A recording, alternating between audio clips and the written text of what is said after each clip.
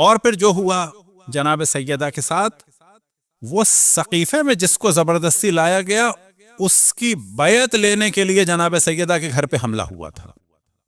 یوں کہ بنی ہاشم کے نزدیک جناب سیدہ کے گھر سے زیادہ اہم کوئی پلیس ہو نہیں سکتا تھا.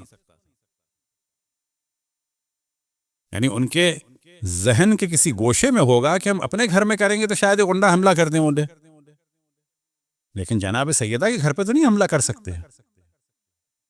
لیکن یہ کیلکولیشن ان کی غلط نکلی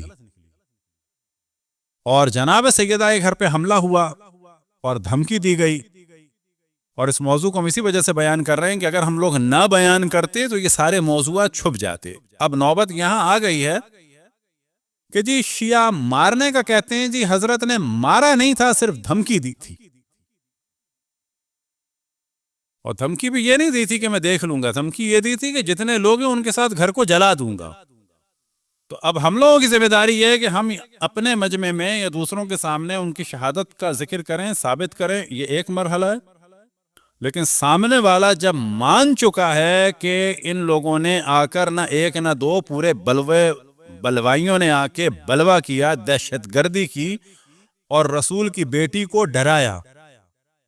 ڈرانا تو کنفرم ہو گیا نا. جب ڈرا کے آپ بیعت لینا چاہ رہے ہیں تو کون سی جمہوریت؟ یہ کیا بے وقوف بناتے ہیں مودودی صاحب اور دوسرے لوگ اور جماعت والے اور بہت کے. جی یہ الیکشن ہوا اور جمہوریت تھی اور اعلیٰ مثال تھی عدل و انصاف کی. کون سی؟ رسول کی بیٹی کو ڈرا کے جمہوریت ہوتی ہے؟ اب یہاں پہ سوال ہوگا جس نے رسول کی بیٹی کو ڈرایا وہ کون سا دین ایمان ہوا؟ چلو جی مارا نہیں، آپ مارنے کا انکار کر رہے ہیں، ہم کہہ رہے ہیں خباثت ڈرانے ہی سے ثابت ہو گئی ہے. مثال کے طور پہ کوئی آپ سے کہتا ہے کہ اس نے مجھے پہلے گالیاں دیں، پہلے میرا مال چھینا، پھر گالیاں دیں، پھر مجھے مارا. وہ آدمی کہتا ہے نہیں میں نے صرف مال چھینا، تو کہا جائے گا یہ فاسق ہونے کے لیے یہی کافی ہے. تو دین سے نکلنے کے لیے اور فاسق ہونے کے لیے اور دشمن رسول ہونے کے لیے اور کتاب خدا کا انکار کرنے کے لیے، قول خدا رسول خدا کا انکار کرنے کے لیے یہی کافی ہے کہ رسول کی بیٹی کو ڈرا دیا. کون سی بیٹی؟ جو بیضعۃ الرسول. اب یہاں پہ کمال کی روایات ہیں کہ جس نے اہل مدینہ کو ڈرایا اس پہ اللہ کی لعنت ہو. بابا اہل مدینہ کو ڈرایا ہو اس پہ اللہ کی لعنت ہو، یہ روایتیں نقل کرتے ہو. اہل مدینہ میں سب سے زیادہ افضل ہستی جناب سیدہ تھی، ان کو ڈرانے والے پہ لعنت کیوں نہیں ہوگی؟ حجاج وغیرہ کے مسئلے کے لیے روایتیں لاتے ہیں کہ جس نے اہل مدینہ کو ڈرایا اس پہ اللہ کی لعنت ہو. تو سوال یہ پیدا ہوتا ہے کہ اہل مدینہ میں سب سے افضل جناب سیدہ تھی، تو ان کو ڈرانے والے پہ اللہ کی لعنت کیوں نہیں ہوگی؟ خداوند تبارک و تعالیٰ کی، تمام ملائکہ کی، تمام انبیاء کی، تمام اوصیاء کی، تمام مومنین جن و انس کی لعنت ہو دشمنان محمد و آل محمد پر. تو جو کچھ ہوا بعد میں ائمہ علیہم السلام کے ساتھ، اس کا دار و مدار رسول اللہ کی توہین اور جناب سیدہ کے گھر کے گھراؤ پہ ہے. یہ ہمیشہ ہم توجہ دلاتے ہیں اور ہمیشہ ہم اس جانب توجہ دلاتے ہیں کہ ابھی ان دھوکوں میں نہ آئیں کہ فلانا یزید کو برا کہہ رہا ہے. وہ یہ بتانا چاہ رہا ہے کہ دیکھو میں یزید کو برا کہہ رہا ہوں، عالم اسلام میں گڑبڑ یزید نے کر دی تھی، امام حسین کے ساتھ گڑبڑ یزید نے کی. کہا جائے گا نہیں یزید نے نہیں کی، یزید نے 60 ہجری میں بدماشی کی ہے، یہ تو 11 ہجری سے غنڈہ گردی شروع ہو گئی تھی. اب ان میں ایک ٹولہ کہتا ہے بنو امیہ بنو امیہ. وہ ہم کو بلیک میل کرتے ہیں، ہمیں ایموشنل بلیک میل کر رہے ہیں کہ ہم یہ کہیں کہ سارا معاملہ بہت اسموتھ چل رہا تھا، یہ تو بنو امیہ نے خراب کر دیا، بنو امیہ کو بھی گول مول کر دو.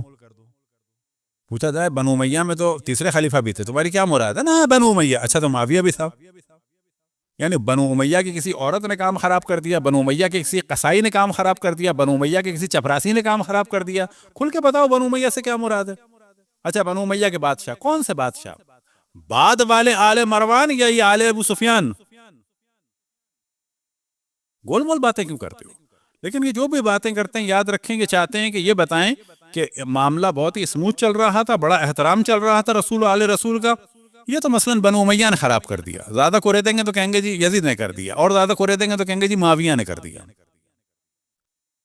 تو اب وہ اصل میں ہمیں گمراہ کر کے ادھر ان کو بچانا چاہ رہے ہیں، اور ہم میں سے بڑی تعداد اس بہکاوے میں آ جاتی ہے۔ تو بنو عباس نے جو کچھ امام رضا علیہ السلام کے ساتھ کیا وہ اچانک نہیں ہوا۔ اصل جو ہم آئیڈیا ہمیشہ دیتے ہیں کہ جو کچھ ائمہ علیہم السلام کے ساتھ ہوا ہے سب گریجولی ہوا ہے، 11 میں ہوا، 12 میں ہوا، 13 میں ہوا، 20 میں ہوا، 25 میں ہوا، 35 میں جنگ جمل کی محترمہ نے، پھر اس کے بعد جنگ صفین ہوئی، پھر اس کے بعد جنگ نہروان ہوئی، پھر اس کے بعد یہ مظلومیت کا سلسلہ چلتا رہا تو واقع کربلا ہوئی۔ واقع کربلا ایک دن کا نتیجہ نہیں ہے کہ بڑے آرام سے کہہ دیا جائے کہ جی وہ فاسق اور فاجر آیا تھا اس نے کر دیا، یعنی اس سے پہلے کہ سب بڑے عادل اور بڑے رحم دل لوگ تھے۔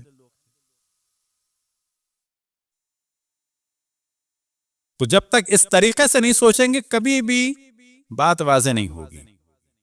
اور یہ جو ہماری مجالس سے پریشانی ہے وہ اسی سوچ پر پابندی لگانے کے لیے ہے کہ لوگوں کو گول مول باتوں میں جو ہے الجھا کے رکھا جائے، لوگوں کو گول مول چیزوں میں الجھا کے رکھا جائے۔ امام رضا علیہ السلام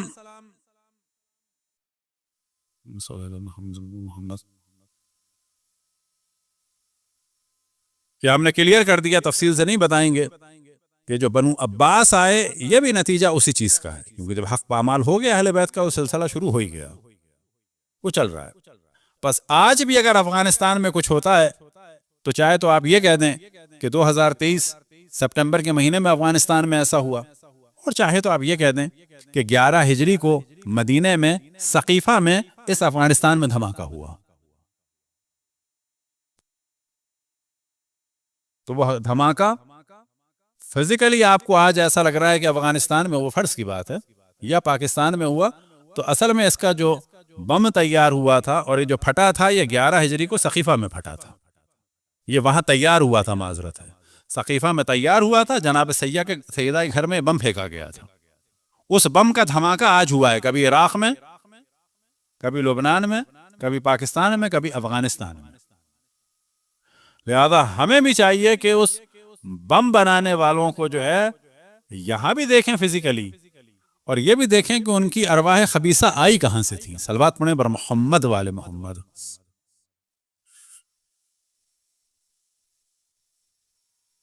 کیونکہ جب تک چیزوں کو لنک میں نہیں لائیں گے کبھی بھی مسئلے حل نہیں ہوتے ہیں، ہمیشہ دنیا گمراہ کرنے کی کوشش کرتی ہے، اور مجالس کی جو اصل برکت ہے کہ جس سے ہمیں آشنا ہونا چاہیے کہ یہ کبھی بھی کہیں پتھراؤ نہیں کراتے، کبھی بھی ان کے نکاح نہیں ٹوٹتے، ہمیشہ پتھراؤ کراتے ہیں کہاں پر؟